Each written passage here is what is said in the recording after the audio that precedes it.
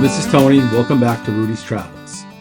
In this video, we head north from California and explore the beautiful states of Oregon and Washington in the Pacific Northwest leg of our trip. Our first stop in Oregon was Crater Lake National Park. After setting up camp in the nearby Mazama campground, we headed over to the visitor center the next morning. Rudy was thrilled to see all the snow that in July was still present in the area. Crater Lake was, in a word, stunning. We were fortunate to have beautiful blue skies while we were there, and the crystal clear blue of the lake was a color we've never seen before. As with the Grand Canyon, pictures simply do not do it justice.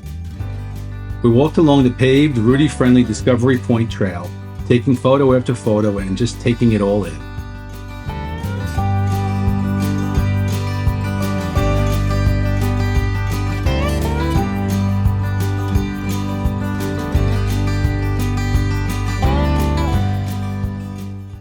Even Rudy couldn't resist hopping up on a boulder to get a better view of the lake.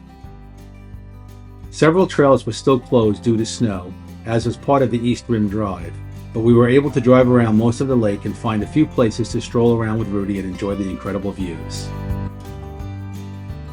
We left Crater Lake and continued north to Redmond, where we spent a long weekend at the Overland Expo, and then over to nearby Bend for a couple of nights in an Airbnb before heading over to the coast.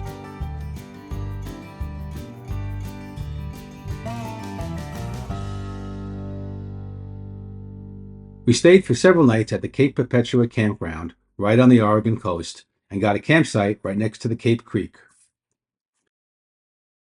The views of the coast were really amazing.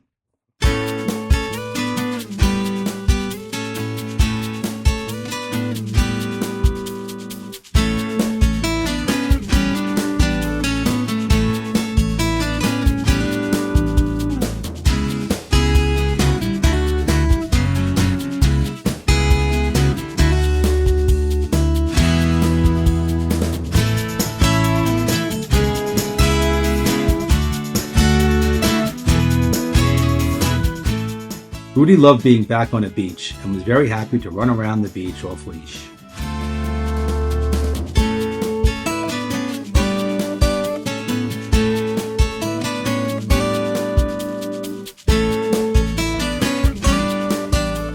The next day, we hiked the moderately challenging St. Perpetua Trail right near our campsite. This trail was about 2.5 miles out and back, with a nice climb up an 800-foot gain in elevation. Since we were in a national forest, Rudy was allowed to come with us, and he gladly led the way.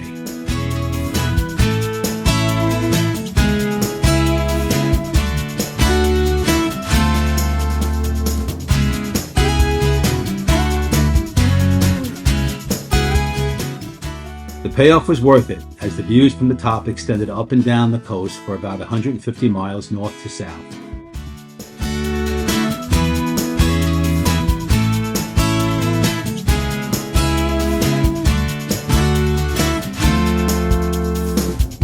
After our descent, we headed back to the campsite, where Rudy conked out before his head hit the ground.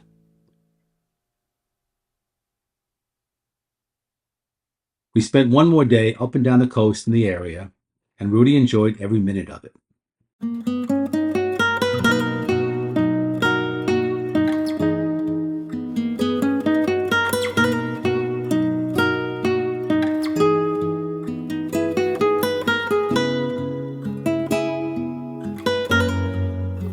We then headed back inland to spend a few days in Portland, stopping first at the Aurora Colony Winery in the Willamette Valley wine region just south of the city.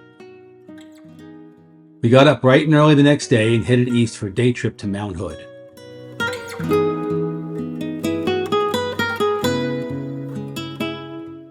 We parked the Mirror Lake trailhead and hiked the Mirror Lake Trail, where Rudy led us once again on the full-mile out and back hike up to Mirror Lake.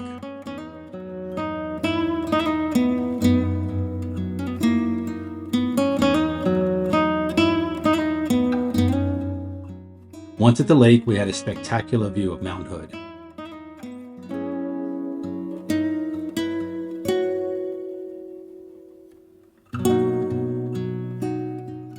On the way back to Portland, we made a stop at Multnomah Falls, which is the tallest waterfall in Oregon.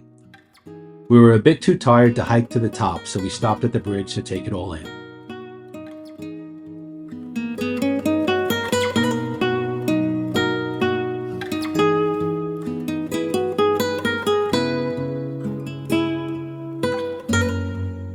The next day, we took another day trip, this time westward back to the coast, to the quaint town of Cannon Beach, and in particular to see the famous Haystack Rock.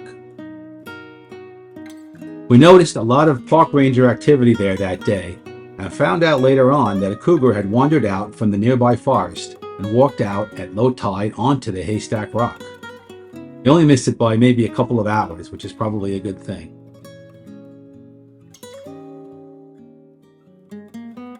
Rudy, of course, loved running around on the beach once again.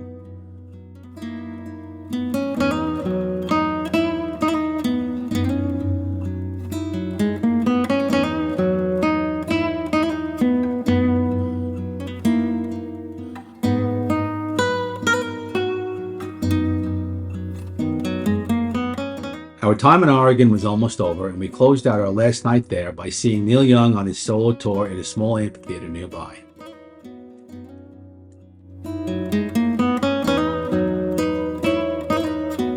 We continued our trek north into Washington State, heading towards Mount Rainier National Park.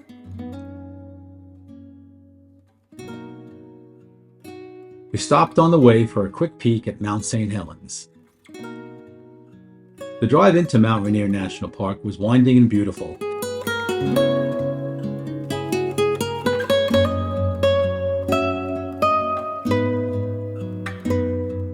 And we arrived at our campsite in the Cougar Rock Campground, where we had a great location in the forest.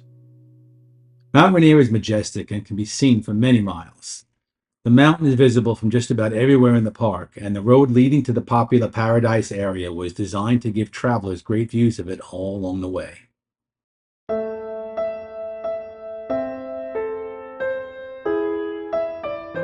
Back near our campsite, there was a really cool trail called the Wonderland Trail that was accessible by traversing over the Nisqually River, which was carrying a lot of runoff from the mountain. We first crossed a large dry rock bed, and then the river part by walking over a rickety wooden footbridge. Needless to say, we took our time.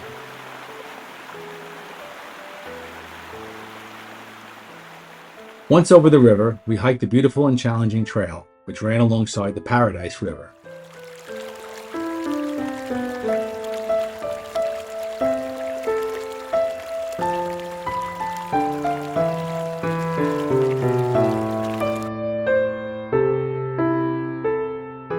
Rudy sat this one out and slept soundly in our camper, which was right across the road.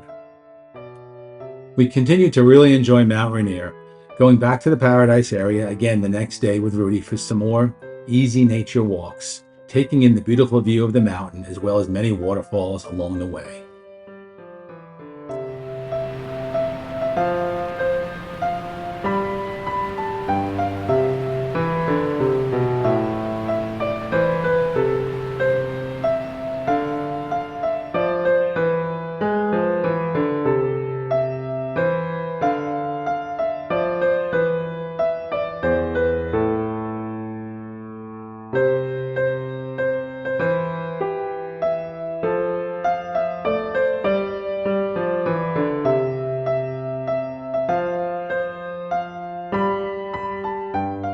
Next on the list is the second of the 3 national parks in Washington, Olympic National Park.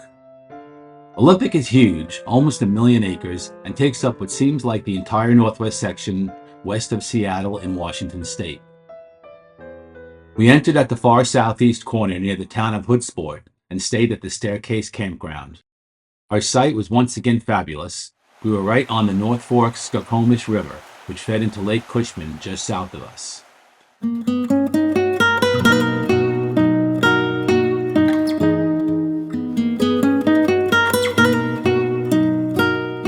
The water in the river was clean but very cold, and although some people braved it for a swim, we did not.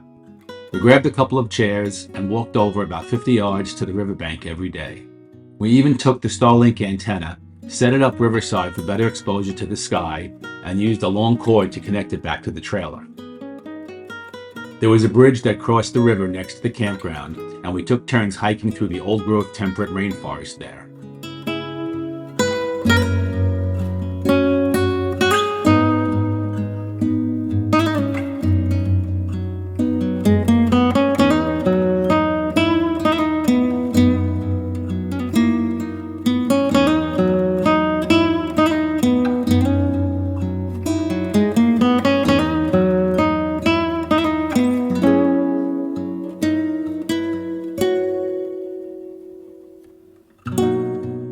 Olympic is so large, we were told it would take 9 hours just to drive around the outer loop, including the coastline and other areas of interest there. We were unable to do that on this trip, but we did take a day trip over to Lake Quinault, where Rudy was allowed to hike along with us in the Quinault rainforest.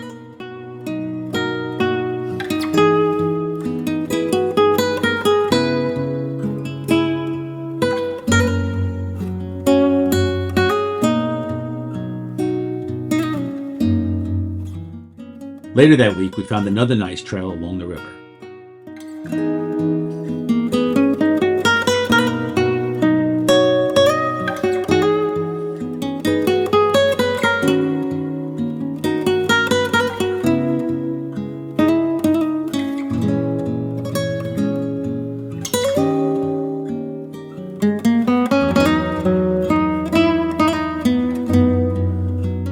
Olympic was an amazing place, and we plan to go back in the future and visit the rest of the park when we have more time.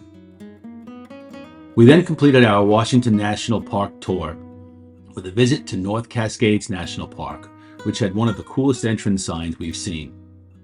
We stayed in the New Halem campground, which was a short walk to the visitor center, which provided great views of the Pickett Mountains and Terror Glacier from the Sterling Monroe Boardwalk. We drove a short distance to hike the Trail of the Cedars, which was dog-friendly and ran alongside the Skagit River.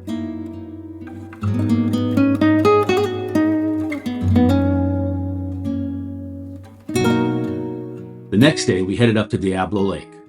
On the way there, we were able to see the beginnings of the sourdough fire, which was reported to have started only a few days earlier. At the time, it was fairly small, and there was no immediate concerns to the area. We continued on, parked at the Thunder Knob trailhead, and headed up the trail, a 3.5-mile moderate out-and-back, dog-friendly trail. It was a beautiful hike, and the payoff at the top was magnificent. From there, we were able to watch the firefighting efforts as the helicopters continually grabbed water from the lake and dumped it over the fire.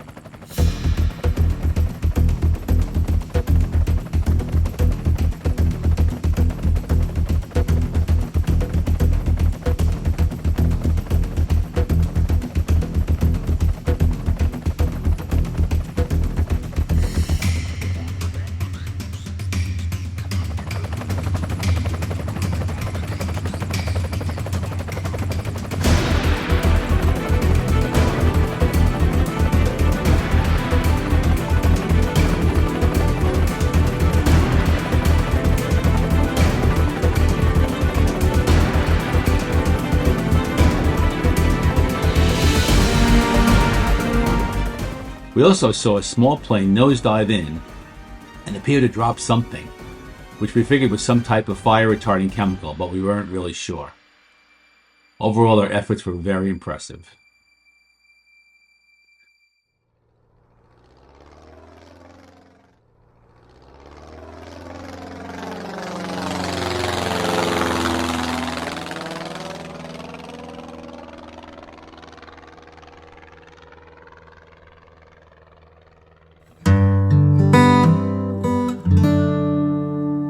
As we packed up and headed out the next day, we did notice it was much smokier in our campground area, but since we were leaving, we were unable to determine the extent of any growth of the fire. We later found out from someone who was also there at the same time that the day we left, the winds shifted, the fire grew, and they ended up evacuating the area up to but not including our campground, with the roads and obviously nearby hiking trails were shut down as well. Now that we had completed the National Park Loop in Washington, we headed back towards Seattle to spend an extended weekend with our son Jamie, who flew in to visit with us. We did some of the usual touristy things like the Space Needle,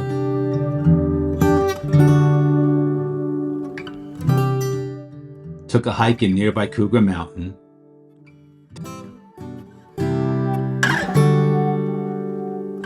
did a food tour in the Pike Place Market, and ended with a sunset cruise on the Puget Sound.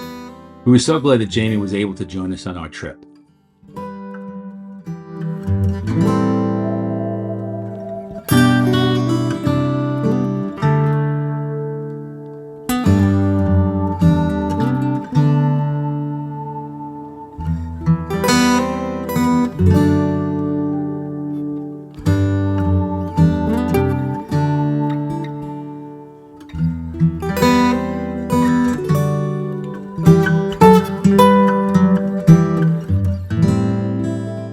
As the sun set on our cruise, our time in Washington came to a close, and we headed east the next day to spend time in Montana, Wyoming, and points beyond.